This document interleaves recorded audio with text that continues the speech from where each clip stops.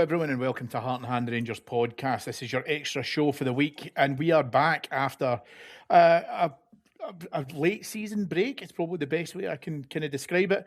But Rangers are back in action, and we've had some pretty pivotal news come out across the course of the last few days as well. And joining me to discuss all of that is my very good friend Simon O'Halloran. Simon, thank you very much for coming on, buddy. Yeah, no problem, Cammy. Good to be here as ever.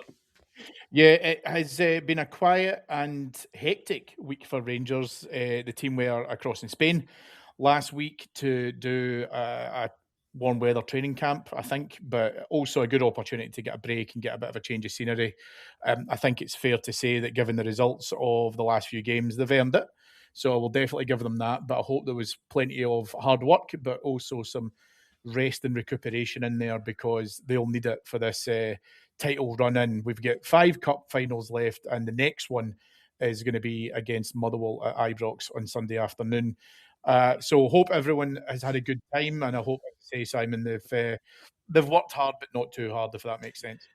Yeah, as it's a pivotal point of the season now. We set ourselves up for the last 5 games. We're at 6-3 win over Falkirk, so it looked pretty bad at Grim at that time at 2-0 down. We were thinking, what's the point of going to Spain? But yeah, to come back and win that game showed that there's a real mentality there about the team now, and taking that over to the training camp. I think they played a bounce game as well, so getting minutes into legs, players that were injured as well, getting back up to fitness. So hopefully it was a productive week, and they'll take it onto the field against Motherwell at the weekend. Yeah, absolutely, absolutely. I'll be honest with you, Simon. I think I've still got PTSD from when we used to do like the Dubai Oh yeah. winter break camps and more like that. We're going into them with like a decent run of form, and then we'd come back and it would be like we were the masters of our own downfall at times. But as I say, hopefully everyone's back. As you say, some good opportunity for some of those players who are maybe carrying a wee bit of a knock to get some recovery time in there, get them up to fitness, and hopefully been able to contribute. The big news, Simon, that has come out of Ibrox for the last couple of days is James Tavernier announcing that after 11 years at the club, he will be leaving at the end of this season. It was an interesting one, Si, because we saw the BBC Scotland interview that he did where there was some conversations back and forth about, will you be staying? Is there contract talk, etc.? And he was quick to say, nothing has happened and I've still got another 3 or 4 years in me. I did raise some eyebrows at that, if I'm being perfectly honest. But then it felt like the next day he made the announcement on his socials to say, that this is it, this will be my final season. Give me your how you received that news and obviously your reaction to it. I was pretty surprised it came this early. I felt we'd keep it to the end of the season that he was going to go, but I think time waits for nobody, as plenty of people have said, and it's just unfortunately his time. It's probably 18 months too late now for him, but he's still been performing this season when we've asked him in terms of his goals and assists. So yeah, I was pretty surprised to see it happen this week, especially after that interview with the other media members earlier in the week there. But he's obviously taken his time over it over the last couple of weeks to think it through. He's not been getting as many games this season. He's on a big wage, as we know, so it wouldn't be fair, I don't think, to keep a player like that around who's not going to be featuring as much or is going to be a squad player really, whilst our need for an actual first choice right back is going to be there. We can't take away anything about his overall contribution to the club. I mean, it's over 550 odd appearances, he's got 140 odd goals, probably the same in assists. It's an unbelievable record for a right back, highest scoring British defender of all time. It's going to be a big set of boots to fill, whoever comes into the club. And again, we'll talk about not being able to replace. We won't be able to replace him because he's just been that good for us in that position, and it's been a total anomaly of a position for us in terms of the numbers that have came from there. He's been absolutely outstanding. You look at Tua Romans, who's hit the ground running on the left hand side, albeit he won't be given those same type of numbers as Tav, but it's that sort of same style of player that we're going to be looking for over on the right hand side, and you wouldn't want to be the club trying to fill that role coming. But to let Tav go now, we must have a good idea of who we want to bring in, so that's the positive that I'm taking from it. But there's no doubt about it, he'll be missed in terms of his leadership, just in terms of his goals, his assists, everything that he brings on and off the field. I mean, you talk about the man himself. He's a a great person, just a great guy as well. He's always very welcoming to people, welcoming to fans. Me and Colin went up over the last couple of years to the training ground at the sponsors' day, and he greets you as if he knows you, like an old friend. He takes time to take out his day to speak to you, and he's just a class act of a human being, and that's what I'll always remember of him. But for everything he's done, I mean, he came to Rangers in the lower leagues, from the lower leagues to Europa League for us, and you can't ask for any better career than that. Some people will say he didn't win all the trophies, but James Tavernier was an outstanding Rangers player. Let's get that as a fact first and foremost. He was an outstanding leader for us as well. He's maybe not been surrounded by the best players at times, and that's what's dragged that trophy haul down. But when he did have good players beside him, you've seen the damage that he could do and the damage that the team could do. So he will be greatly missed. I'm going to miss him as a person as well. It's just nothing really bad to say about him. He's just he's an absolute Rangers legend for me. Yeah, I'll be honest with you. My reaction, and probably taking the time to think about it, because it's generated so much conversation in the last couple of days, Simon, amongst a lot of the Rangers fans that I've spoken to, and socials, and WhatsApp groups, and all the rest of it that kind of comes with it. I think first and foremost, I think you're completely correct in terms of how he's conducted himself initially as a Rangers player, but then as a captain. I think you saw a lot of that in terms of Rangers did a lovely piece where they had put up like a collage of all of the tweets that he'd got from past and present teammates and managers and what have you. And I don't think it's ever been a question in terms of how much James Tavernier can mean to the group. And how that group has evolved, as you mentioned, over a decade, and under some very, very difficult circumstances at times, and that I don't think can ever be disputed, because the proof is in the pudding. I always think that from that perspective, if you see a colleague at work and that colleague is well respected and well thought of, they have to work to make that happen. That brand, if you want to call it that. Now I'm going all corporate speak, and I apologise for that. But ultimately, that's about being personable. That's about being approachable. That's about supporting people when they need it. And I don't think that can be questioned. There's obviously going to be a recency bias, and I'm not going to be a hypocrite and say that James Tavernier has performed well across the course of this season consistently, because although he's, I think, top for us in terms of goals and assists for this season, there's certainly a counter argument to say, well, that's because there's been other players in the team, i.e. the strikers, who haven't done the heavy lifting consistently in terms of those goals. Yeah. And I'm not willing to entertain the conversation that people look at his goal scoring record and say, oh, yeah, but how many are penalties? That's bullshit, right? Because some of those penalties were critical. Maybe there's been times where he's taking a bit too many free kicks, and I've said I'd like to see that rotate as well. But again, as recently as the last couple of weeks, you've seen what he can do in dead ball situations. And I understand the argument, because I have made it myself, that time has caught up with him. And I suppose on reflection, there was probably a big part of my thinking as we've been looking at James Tavernier across the course of this season, where I come back to that old adage of, leave the football before the football leaves you. I think that James Tavernier can still perform at another level, but I don't think he can perform consistently enough at this level, is the difference. And I do get it. David spoke about it in our daily update on our Patreon site a couple of days ago, and he made a great point where he said, Tav is on a lot of money and he's negotiated those deals, and fair play to him, right? He's been able to get into that position. And what you then have to say to someone, if you were talking about giving him another year, another 2 years or whatever it is, even as backup, okay, grand. But unless you started following Rangers today, you'll know how difficult it's been for us to be able to look at being able to bring in right back support. Really, the last one was probably Nathan Patterson. Yeah. And Nathan Patterson was given his opportunity because of, an incredibly rare period where James Tavernier was injured. And his biggest ability, I think, when you look back over the last 11 years, that you have to grant him is his availability. because he's been a mainstay. And so Rangers haven't looked to be able to see a need to be able to replace him because he wasn't an injury concern. We don't have to manage his minutes like we have to do with Dejan Sterling, for example.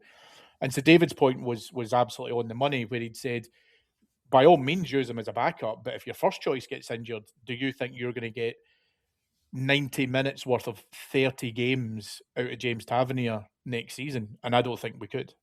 No, So you're not, yeah. there's a point there as well where I think that I feel that this is the right thing for everyone, because for a good wee while now I've been speaking about we have to think about life beyond James Tavernier, and I want him to be able to get a send off that befits a guy who's committed the vast majority of his career to our club. I think you have to respect that, irrespective of your personal feelings towards him or where you know that his frailties have been. And yes, we've discussed them since the creation of Heart and Hand almost.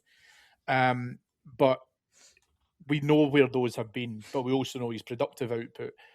But I think that what you've got to look at now is this is a degree of succession planning where this scenario has kind of been forced upon us because he's made the decision and the right decision, and the club have made the right decision. Because there's a part of me, Simon, I'm keen to get your thoughts on this, that I think under previous boards, we probably would have looked to give him another year, another 2 years. And I would struggle to justify that if it wasn't out of anything other than sentimentality.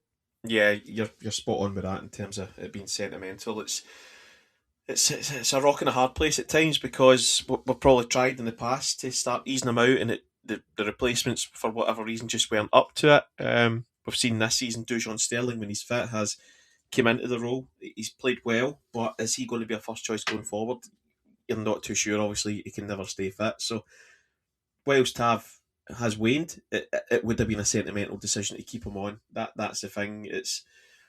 Yeah, you're looking at 3-4 years ago when he was at his true pomp and his true peak. We've not seen that really since. It comes in fits and starts, but time was starting to catch up with him at stages this season. You could see it in his performance, getting caught out in the ball. Going forward, still pretty decent. That's the thing. So he's always capable of digging us out. We've seen that goal against Aberdeen. So there's nothing really in terms of his forward play that's too concerning. That'll probably stand him in good stead if he heads over to the MLS, for example, because he'll get plenty of time with the ball over there. He'll get plenty of set pieces. He'll just be allowed to do as he pleases in terms of getting up and down that right-hand side. So I would like to see him end up there. But in terms of us, it's probably a step into the unknown for Rangers now. This is the first time that we're really going to be actively looking for a true replacement right-back for him. That's why I'm that's why I'm slightly confident that we've got the replacement lined up and ready to go, because had we not, the temptation was probably there, right, to say, right, one more year, we can hang on, and then we'll get you out this filter you out the squad that way. But that's why I'm quietly confident we've got someone lined up ready to come in to take that position and make it their own. It won't be anyone with similar numbers to anything like Tav. That people will need to knock that idea in the head right now. It'll be a younger up and coming player. We've seen Skoglund, the Hammarby Swedish under-21 player. He's been linked with the role. He's probably a player that you could see come in. He's only 22, 23. He's a type, same sort of profile as Tor Romans. So that's what we'll be looking for. Players that we can bring in and players we can flip. But as you say, Tav's experience will be badly missed. So we're going to need to bring in some experienced players all over the park next year. But in terms of Tav overall, it's the right move at the right time for him. And we can only just wish him well, because he's been nothing but given 100% for us every time he appears in the park, and that's all you can ask for from a Rangers captain and a Rangers player. Yeah, and there's probably points of that where I wonder if he's tried too hard across the course of the last few months. And I totally get it, and I think you have to bring into account the human element of this, where his brain still thinks that he can do certain things that his body can't do, right? So I do understand that, but there are, the points around we would have wanted Sterling to be able to be more fit, to be able to come into that. Max Aarons obviously just didn't cut the mustard.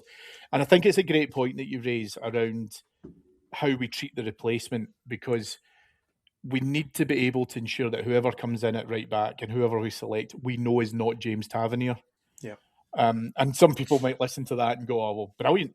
But at the same point, it's still valid to say that what he could give us from an offensive output has been massive. And, taking on the responsibility, as I say, of those penalties and what he's had to do, you think about the crucial goals that he's scored and been able to get us over the line. It's been massively important to us. He's not been able to do it on every occasion, but I think that then maybe that's us setting too high a standard for him, because it almost becomes like an expectancy that he'll be able to dig us out all the time, and he hasn't been able to. And I get that, and that's where a right back who comes in now. If a right back was to come in tomorrow, Simon, right, and this is going to be our right back starter for season 26-27, who is far more defensively minded, then I wouldn't have a problem with it, because what I'd be saying at that stage is, right, well, the players in front of him then have to be able to create more. Spot on. And I think that that's a perfectly fair assessment that you have to be able to make of the other players who need to be able to step into it. What Tav needs to be able to do now, I think, and he spoke about this obviously in his message when he was announcing that he was leaving. Everyone listening to this of a Rangers connection obviously wants James Tavernier to lift that trophy on the 16th of May, 100%. However, I'm convinced that he will do whatever he possibly can in these remaining 5 games to help support his teammates, help being able to try and put in consistent performances. And what he needs to be able to do is, I actually think it'd be perfectly fair to James Tavernier to turn around to his current teammates and go, "You owe it to me." Exactly. So see when you're struggling, see when you can't get that last little burst of pace, when you're struggling at that point mentally, I need it from you, and I need you to give it to me. And I think that's a very fair thing to be able to say to his teammates at the moment, because he's helped them all tremendously at times. Yeah, he has. He's helped them on and off the field, as we said, but it's just with these players, they should be busting the gut, everything to get it over the line for him, for the fans. It goes without saying. It would be the fitting finale for Tav's Rangers career to walk out lifting that title after all the nonsense that he's taken from other sides over the years. So for me, it's the ultimate dream is for him to walk out with that title on the last day of the season. Would I put a bet on him not having a big say in a big moment towards the end of the season? He's still the player that we might need to turn to for that. So there's a lot of twists and turns and interesting scenarios to unfold in a title race, but Tav's still got a part to play. It'll be interesting to see how often we use him and whereabouts we use him, but it goes without saying, I do still think there's a story to come for James Tavernier. And you were saying to me just before we started recording, Simon, that you were advocating Gassama for replacement captain. Is that right? No, definitely not. I don't think, I'll be honest about new captain, I don't think the new captain's currently at the club. It's all well and good saying Jack Butland or John Souttar, but I don't like having goalkeepers as captains. John Souttar's a squad player now, if anything. So it'll be interesting to see who takes up the captain's armband next season. So yeah, I wouldn't like to put any bets on who that would be, but I would say quietly confident it'll be a new player that comes in, a new experienced player will take the armband. Yeah, and I think just as we kind of wrap up on the Tav news as well, my hope is, and I'm certain it will happen, right? So, I'm sure that mechanisms are already in play to make this happen as well. But James Tavernier will have a testimonial, and I would be willing to put good money on the fact that it will be a sellout. Yeah, without doubt. I mean, when we were up speaking to him last year, he was actually talking about it, saying, last summer wasn't the right time because they were trying to bed a new squad in, new manager. So I think if you look at it, he's probably looking at his hometown club. I think Leeds is where he's from, down that way, down in Yorkshire anyway. So I wouldn't be surprised if Leeds end up coming up to Ibrox in July for a friendly. It'll be interesting to see how we fit it into the schedule over pre-season. But yeah, I would say Leeds United would be a good bet for him for a testimonial. Yeah, I mean, he kick-started properly, came through Leeds Academy, and then he kick-started properly at Newcastle. If Rangers wanted to have the testimonial down in Newcastle, I wouldn't be opposed to that, because I still remember the tournament 20 years ago, the Shearer one, yeah. And I still remember that with very, very fond memories. But listen, of course it will be at Ibrox, and I do think it will be a sellout as well. James Tavernier still has years to play. I think you mentioned Yeah. before about MLS. I think that would be a great shout for him. I think that the challenge that he would have if he was to go down south is it's pacey. There's a lot in there for, back and forth running, how much he could contribute to that.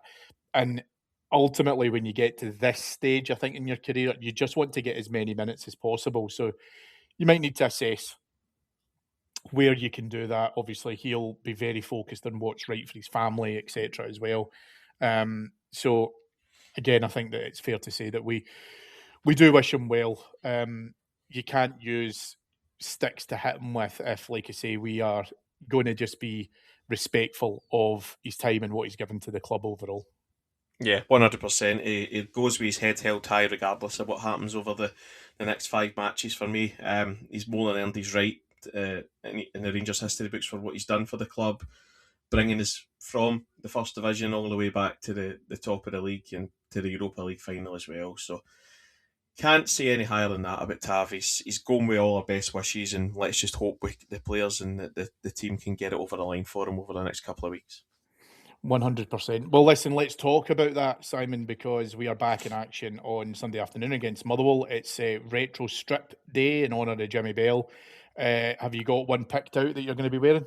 Yeah, I think I'm going to wear the 93-94 orange and blue, or I've got an old 2006-7 blue one looked out as well. So it'll be one of them, but yeah, I'll probably go for the orange one. Wonderful, wonderful. And tell me your thoughts about as we take on Motherwell. They've had a little bit of a slump recently. They've not been playing too well, and I'm going to be perfectly honest with you. For some of the games that I've seen, they've had some fairly harsh refereeing decisions given against them. But there's still a decent team in there. Obviously, 5 players in the SPFL team of the season. An interesting selection, I think, Simon. It's fair to say, because theoretically it could be 4th or 5th by the time that everything's said and done. But I will not decry what Motherwell have been able to achieve across the course of this season based on the football that I've seen with them.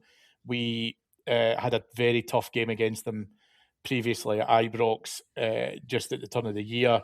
And then, as I say, more recently, they've dipped. I think it's fair to say sometimes it can be the wounded animal that can come back and bite you. Rangers just need to continue this momentum that we're on. We can't take any of these games for granted, but almost as if you would say it within the European games, you have to win your home games, and we have 2 left, and this is one that we need to make sure that we get the 3 points from. Yeah, absolutely is. You talk about them being a wounded animal, and they've not won in 5 games, but you look at some of those 5 games in isolation. The game against Celtic, where they had a man sent off, they were 1-0 up at the time, they were winning 1-0. Then the man was sent off, obviously, second half, sorry, but Celtic should have been down to 10 long before that. So bad refereeing decisions. Have got then the penalty against Hearts as well, which was, I mean, I don't really know. I wouldn't have gave a penalty for that personally, but that's opening up a whole can of worms. But they'll feel hard done to over those 2 matches. So yeah, whilst they might not have won in 5 games, we know how dangerous they are. They've got dangerous players. They play good football, and that's the one thing. That game at Fir Park a couple of months ago, where it was a 1-1 draw, they ripped the piss at us for a wee while at that match. Albeit we were 1-0 up, but let's be honest, they went down to 10 and they looked like the team that was going to hit the goal, and they did. But I do like the way they play football. Ultimately, it's seen them come undone at times. We've seen that at Parkhead as well, when the way they were knocking the ball about caused them a goal at the back against them. So it's going to be an interesting game. For us, it's all one game at a time just now, and that's the mantra we will use as we continue. But yeah, the momentum we've got going, we're scoring goals freely now. That was the one thing that we weren't doing earlier in the season. We were getting by in the odd 1-0, or ended up drawing games 1 each, or 2-1 wins. So we're starting to put a bit of daylight there now in terms of getting the goals and chipping in from all over the park. So yeah, I'm quietly confident again, but not taking them for granted at all. Motherwell will be a tough ask, and you look at the other games over the weekend as well. It's going to be interesting to see who slips up first, because whoever does, it'll be fatal for their chances, you feel, in the title race. Yeah, it is going to be a case of, and I'm copywriting this for Martin Ramsey, but whoever blinks last, because Celtic are the late kickoff on Saturday. The SPFL supercomputer managed to make it so that Celtic were either playing at the same time or before us. Yeah. Make of that what you will. But all that stupidity aside, they'll play obviously on the Saturday night. We'll play the earlier kickoff, and then obviously it's the Edinburgh Derby at 4:30. So it almost feels as, I mean, I don't know how I would want it, Simon. I really genuinely don't, because I think in some ways it's good that we've got, our last two games at Ibrox. We've got one of them coming up because we have had this break. Hearts have obviously enjoyed that. That lot were playing in the Scottish Cup. So they'll have had that kind of downtime as well as us. Hearts, I mean. Yeah. But they've also got a derby straight out the gate. And there's no doubt if you were talking to Hearts fans, they'd be looking beyond the derby, because they'd be looking at, the game against us at Tynecastle as well, which is, I mean, that is just going to get hysterical, I think, at times when we get into the Monday night kickoff against them. But Edinburgh derbies are always their own. They're kind of similar to Old Firm games. They're always, their own wee pocket of chaos and stuff. But ultimately, you've hit the nail on the head. What Rangers have to be able to do is just beat what's in front of us. That's all that has to happen. And listen, if we've heard that cliche of taking it one game at a time, once you've heard it 100 times at this point, but it's so true, because we can't think about whatever anyone else is doing or who they might be playing at this point in time. This is why I'd said a couple of weeks ago, what the squad need to do is just almost get into a bubble and just ignore all of that as much as they possibly can. I've never believed in this whole mantra, Simon, of, we don't read about, other teams, and we don't look at it. Everybody does, right? I totally understand why people would want to do that. But Rangers have shown now that even when we're in precarious situations, like we were against Falkirk, where we knew that we had to go and win, and that whole thing around all three teams having only won once across the season, in the same weekend, we removed that from our thinking. I don't know how much I agreed with that 2-0 down against Falkirk, right enough. But all Rangers have to do now is put out, for me, a decent performance against Motherwell that gets the 3 points. But I'm keen to get your thoughts in terms of how we approach the game. And the reason as to why I'm saying a decent performance is I'm going to be just as happy with a 1-0 as I probably would be a 5-0, because this is about trying to make sure that we don't empty the tank. And I respect Motherwell, but I also think at home we should be able to make it easier for ourselves with the fans behind us. Yeah, 100%. I do think we should start the way we ended against Falkirk in terms of the sort of formation and lineup that we did. I can see why the manager might stick with the one up front and then bring Miovski on second half. We've obviously got injury issues in terms of Nadiri, who still won't be fit. So there might be a reluctance to play two strikers just in case one ends up getting injured. But we're at the business end of the season now. I want to see us go for it from the first whistle. Try and get the points in the bag early doors and try and get the feet up for the second half. But again, it's Rangers. It's easier said than done. But I'll take any win as it comes. Just now, we're at this stage of the season where 1-0 is as good as 4-0. Yeah, the two up top's interesting because whilst I get why people are behind it, if they feel it'll help with goals, it'll help with finishing chances off, because that has been a question mark in terms of where we've probably just played the one. And I know that prior to his injury, people were looking at Nadiri saying it's a lot about the work that he does off the ball as well, and that can create chances for others to finish. The main thing for me about being able to try and play two at the moment is because I think that Miovski needs a partner. And I don't know how comfortable I am. I don't know the Nadiri update, by the way, so I've got no idea if he is back or what's going on with that, because I've heard loads of different things, like he was back fit and now he's out for the rest of the season. I've got no idea. Danny Rowe will tell us that when we get to the press conference, obviously.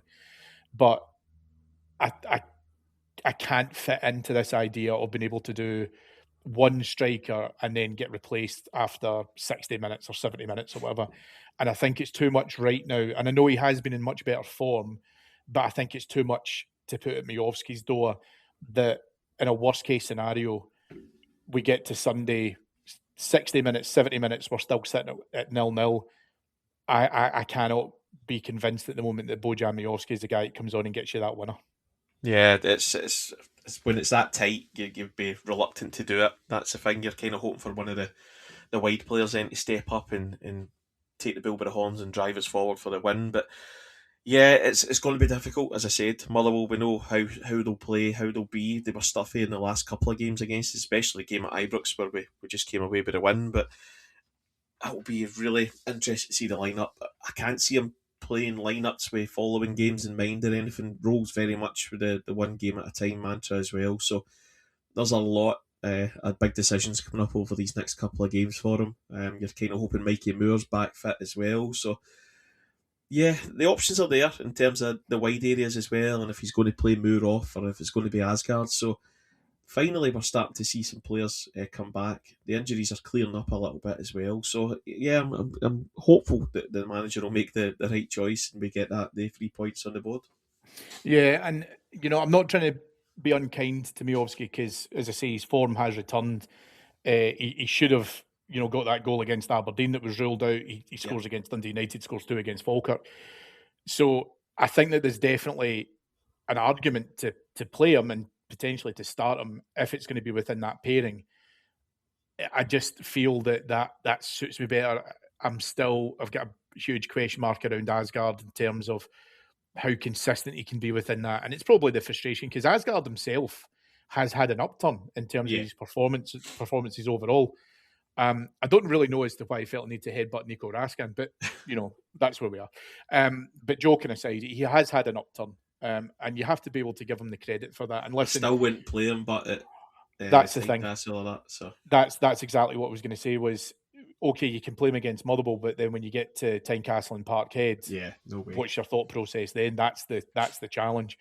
And sometimes it's really difficult to be able to drop a player, drop him to the bench, right? Not just drop him out the squad altogether, but drop him to the bench, for example, when you're maybe in a bit of that hot streak or you are turning up good performances.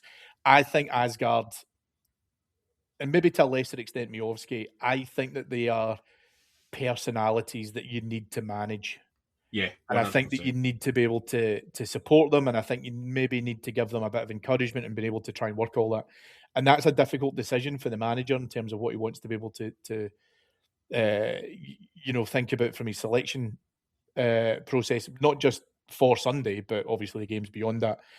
Um, my hope, though, Simon, is we've kind of mentioned there as well that Rangers can go out and put a convincing win, because right now, as I say, we're scoring goals for fun at the moment, and I don't want to see that downturn, because I think for me it's really about putting out a statement to our other challengers to say, we were up against it in Falkirk, got the goal before half time. Then we started to really express ourselves. A bit of the usual nonsense where I felt that we've let Falkirk back into it, but then we started to express ourselves, and we pretty much made sure of the victory with 15 minutes left to go. But all of that said, how are you going to approach the game on Sunday? What do you want to see from us? Is it going to be gung ho, let's get it put to bed early doors, or are we going to be a wee bit more controlled in terms of what we do? What would you prefer?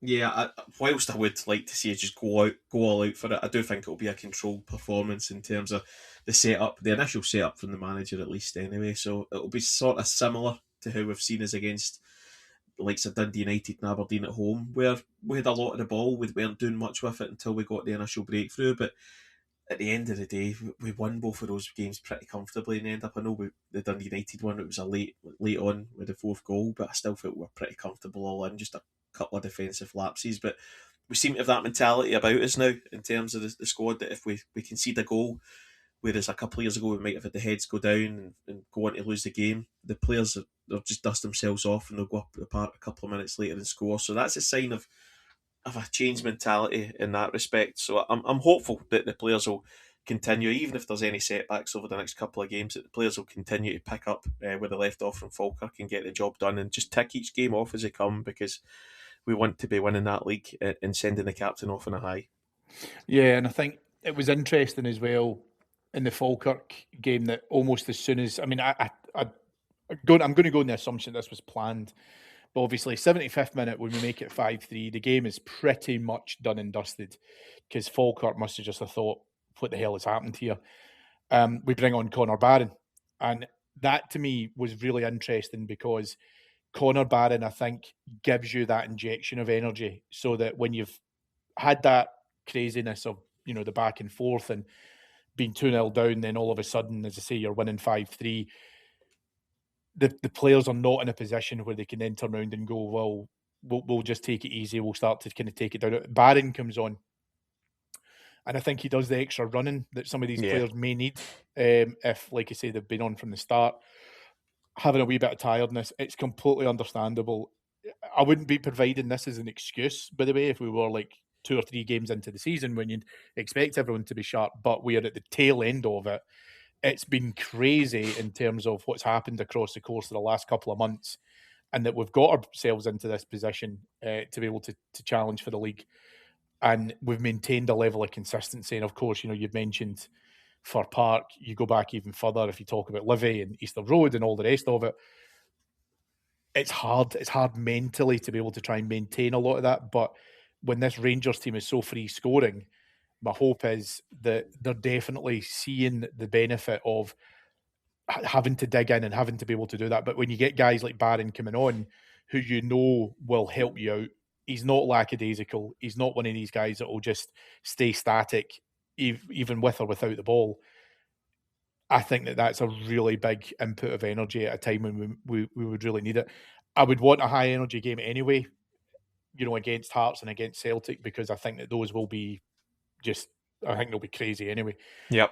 But against Motherwell, it'll help if we have got the result more or less in the bag. 2-0 up, for example, lovely. But even at 1-0, you see him coming on, and even as an opposition player, you're like, Jesus, I'm going to have to chase this guy now. Yeah, it's a timely return for him. He's been eased back in quietly over the last couple of weeks as well. Same with Ant-Man as well, coming back from injury. He came up and done okay against Falkirk, and he could probably do a shift as and when required out on the right hand side or the left hand side if we're struggling late on in games as well. So Barron, we know what he can bring. He was on a great run of form before the injury. He had an outstanding second half at Parkhead. He was good up at Pittodrie before the injury as well. So that's the type of player that you would like to come in to help see out games. I've got no doubts at all that if we're struggling or if we're just needing an injection of energy, as you say, that Barron's probably the first player that we'll turn to in terms of that midfield area, because there's a lot of running that the midfielders do anyway, and Barron's one of the key components of that, and so I wouldn't be surprised to see him get. I'd probably even start him, to be honest, against Celtic at Parkhead. That's a big one I'd start him for then, because we know what he can bring in that match, and you know what they're going to bring in terms of their midfield as well. So interesting one for him, but it's a timely return for me in terms of Conor Barron. Yeah, absolutely, absolutely. So we will see what happens on Sunday afternoon, but Rangers, please just get the 3 points. Let's just keep this going. Let's ask the question of those around us and make sure that we maintain, all of the brilliant things that we've seen across the course of the last few weeks as well. Simon, thank you very much for coming on. Just for listeners, there's a little bit of a kind of behind the curtains thing. This is our third attempt to be able to do this recording. And I'm going to give massive credit to Simon, who's been hugely flexible in terms of his own schedule to get this all sorted. Thank you, buddy. You've absolutely dug me right out of a hole. You've been my Conor Barron of the podcast. There you go. I'll call you that. No worries at all. It was a great pleasure to help you out as ever. Cheers. Thank you, buddy. If you'd like to hear more from Simon as well, check out his excellent roundtable show, which he does every Monday morning. Please head on over to patreon.com/heart and hand, where you'll get all of your Rangers content. How can you afford to miss it at the moment, given how exciting this end of the season is going to be? Thank you to our sponsors, the Rangers Youth Development Company. Please head on over to rydc.co.uk. You'll be able to get loads of stuff on there in terms of how to be able to help the next generation of Rangers players. And thank you to Mike Lee, Paul Myers, and most importantly, thank you to you all for listening. David will be back on Monday to unpack the game against Motherwell. I'll be back with you next week as I look forward to what could be, Simon, a pretty interesting game at Tynecastle. Yeah, it could be chaos, as you say. Let's get the job done here against Motherwell first, but yeah, it's one of those ones where you just know that Hearts are going to be right up for it. Tynecastle, you know what that can be like with everybody and right on top of you in the touchline. So yeah, it's going to be an absolutely pivotal moment of the season. So can't wait, really. Yeah, it's going to be interesting. Let's call it that just now. And I'm not sure what my heart rate is going to be like when we get into. It's going to be the worst bank holiday Monday I think I'm ever going to have at this point in time in terms of my heart rate. But my hope is that we're all celebrating after it. But you'll follow all of that action here on Heart and Hand as well, folks. David will be back with you on Monday. Thanks again for listening. Speak soon. Bye bye.